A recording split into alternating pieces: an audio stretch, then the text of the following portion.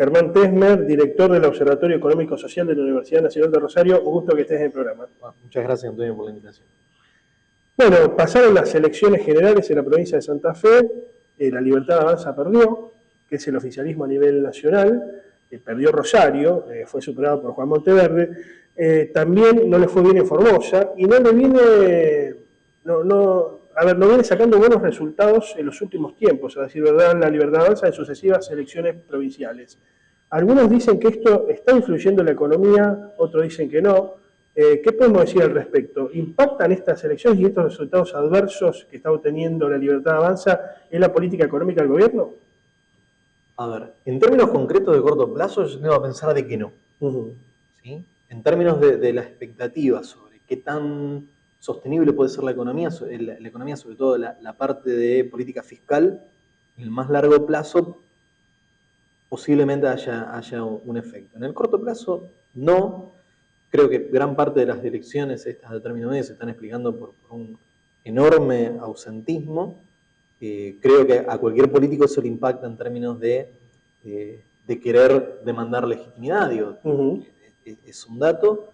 Desde el punto de vista del votante, digo, si vos pensás que el padrón aproximadamente, hablando de números grandes, de gente habilitada, serán 35 millones de votantes, con lo cual la influencia de tu voto en términos estrictamente racionales, de cálculo, cuando me refiero a algo racional es cálculo. Si hacer el cálculo es 1 dividido 35 millones de tu influencia de voto. Me parece bastante racional ver una votación de término medio donde el problema está más por el crecimiento económico y todavía por la caída de la inflación, de que el votante no vaya, no se sienta interpelado de ir a la urna. Creo que eso sí empieza a tener efectos en términos generales que han sido medidos, la literatura ha medido eso. En general, cuando el perfil de votante que vota, que efectivamente vota, siempre hablando en generalidad, ¿sí? Después hay que ver en Argentina qué pasa, pero es un votante más sofisticado, más educado, de mayor ingreso. Entonces, cuando tenés ausentismo, ese ausentismo no se da generalmente en el grueso de la población, ¿sí? Sino que se sesga porque la población que sigue yendo a votar es esta que acabo de decir. Entonces, si las elecciones son una señal para cómo se tienen que diseñar políticas públicas, obviamente tenés un sesgo, llámalo de clase, de estrato social. Entonces, ahí posiblemente haya un efecto, pero desde el punto de vista de los votantes, lo que te digo, es un cálculo completamente racional de mirar y decir, esto la verdad que mucho no me mueve la aguja. Otra de las cuestiones que analizan los economistas o analistas económicos a la hora de hablar de si puede funcionar o no una política económica de un gobierno determinado, en este caso de Javier Milei, es si hay diálogo con la oposición, si hay consenso para generar estas famosas políticas de Estado. Bueno, varios que tienen que ver con los mercados decían por estos días, bueno, no hay consenso, no hay casi diálogo con la oposición, y esto es perjudicial para el futuro de para el futuro de la economía y para las acciones de las empresas argentinas puntualmente. Yo creo que los problemas de ahora, concretamente de ahora, son el déficit que tenemos en balanza comercial. Hemos tenido registro de crecimiento del PBI alto de 5.1 el primer trimestre. Es un número que hacía rato que no se veía. Lo que pasa es que ese crecimiento no se refleja en aumento de producción, sino que se está reflejando en aumento de importación. Es decir, hay crecimiento, sí, ese crecimiento implica un montón de cosas, pero gran parte del gasto de las familias va a bienes importados y te está generando un problema de déficit de balanza de pago. Sumado a eso, a un régimen cambiario de tipo de cambio de dólar barato, apreciado, que está haciendo que el turismo, por ejemplo, al exterior sea altísimo. Creo que el último pico, no estoy seguro, por favor, chequear, el último pico de turismo fue 2018, actualmente estamos 60% arriba de ese último pico. ¿Sí? Entonces creo que el problema por el momento está ahí, y además del default de un montón de empresas de capital argentino que están defaulteando y que te genera alguna alarma de riesgo sistémico de si eso se contagia. A mí me parece que el problema está acá. Pensaba esto del crecimiento y si el crecimiento se puede expandir a vastos sectores de la población y no solamente a un reducido sector de la población. Lo escuchaba a Sturzenegger con Fantino días pasados, así, una entrevista aleatoria que llegó a mis ojos y bueno, donde Fantino le preguntaba ¿qué va a pasar con las pymes que están cerrando y pierden empleo? Estados Unidos dice, no, pero no va a haber problema porque vamos hacia los robots. Las textiles hoy en día trabajan con robots, como en otros lugares del planeta. ¿Al gobierno le interesa generar trabajo para la población y que el crecimiento pueda expandirse si uno quiere, o solamente con que crezca la economía y afecte a un solo sector, está bien? ¿Cómo lo ves?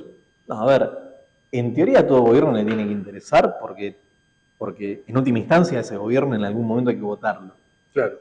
Entonces, la verdad no estoy en la cabeza de Sturzenegger o en la de Milei, creo que ninguno de sí, pero con esta política de toda la condición dividida, cada vez menos votantes, cada vez más apatía, a lo mejor hasta le sirve al gobierno, ¿no? Yo creo que sí. Definitivamente le sirve.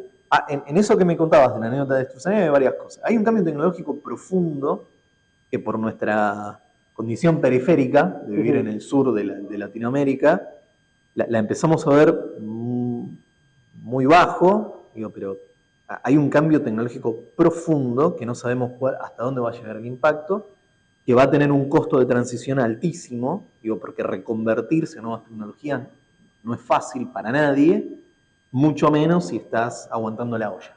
Claro. Pero no es fácil para nadie, para un profesional tampoco es fácil, pero tiene un poquito más de espalda para hacerlo. Entonces, hay un primer punto de ahí es, ¿qué tan sostenible puede ser modelos de negocios con tecnología vieja, con otra tecnología que es muchísimo más eficiente, muchísimo más barata, muchísimo más productiva, qué sé yo, cosas que vienen de China? O modelo industrial de China. Imposible de competir. Imposible de competir. Entonces, o desaparecen, o se reconvierten, o se protegen, y entras de nuevo en ese esquema que si lo proteges, bueno, ¿hasta qué punto lo tenés que proteger? Porque estás desviando recursos para otros lugares que podrían ser más eficientes y que realmente te generarían crecimiento genuino. Esa es una discusión completamente abierta que le está pegando a todo el mundo, sobre todo a aquellos países que no son líderes en crecimiento industrial, en servicios tecnológicos. Esa es una discusión, por una parte. Si vos me decís, la otra discusión de intenciones, cualquier gobierno tiene la intención que la economía crezca porque le reditúa en términos de voto y en definitiva en términos de poder. Y si sos un político te interesa el poder, como mínimo. Entonces yo tendría a pensar de que se supone. Yo tendría a pensar que sí le importa. ¿Cómo compatibilizás eso? Yo creo que en la cabeza y lo que le genera votos es que han dado una explicación que la población emocionalmente compró. Cuando digo emocionalmente, vos en las entrevistas tendés a decir cuestiones que son de ideología, qué sé yo. Yo no creo que eso sea generalizable a toda la población. Creo que una parte del votante que no está en eso, que está pensando en cosas más de su mundo pequeño, no en el gran tablero, y creo que hay gente de microclima que sí piensa en esas cosas. Entonces, a mí me encantaría saber cuál es la proporción, pero ponele que fuera 50 y 50. El tipo que está en 50, le han explicado un discurso y emocionalmente creo que lo compró. No racionalmente en el sentido de que cualquier discurso que tiene que convencer a 20 millones de personas tiene incoherencia porque no podés incluir 20 millones de personas en un discurso. ¿Sí? No me acuerdo. Le tenés que contar una historia. Esa historia se compró emocionalmente, acorde a nuestro pasado, acorde a nuestro hartazgo, qué sé yo, y sostiene esa compatibilización entre una macro que te daba modelos, que te sostenía modelos de negocios que si los dejas solos se caen y que por lo tanto ahora los están empezando a dejar caer, vamos a ver cuánto dura. Pero ese discurso compró. Y después la otra parte de la población que tiene posturas más ideológicas, técnicas, económicas, lo que sea, donde va a empezar a haber una discusión y donde estamos esperando que haya una propuesta distinta. No, enténdeme, no en contra de Milei, sino que da la impresión de que no aparece alternativa todavía. Germán Tesmer, muchas gracias. Bueno, a vos.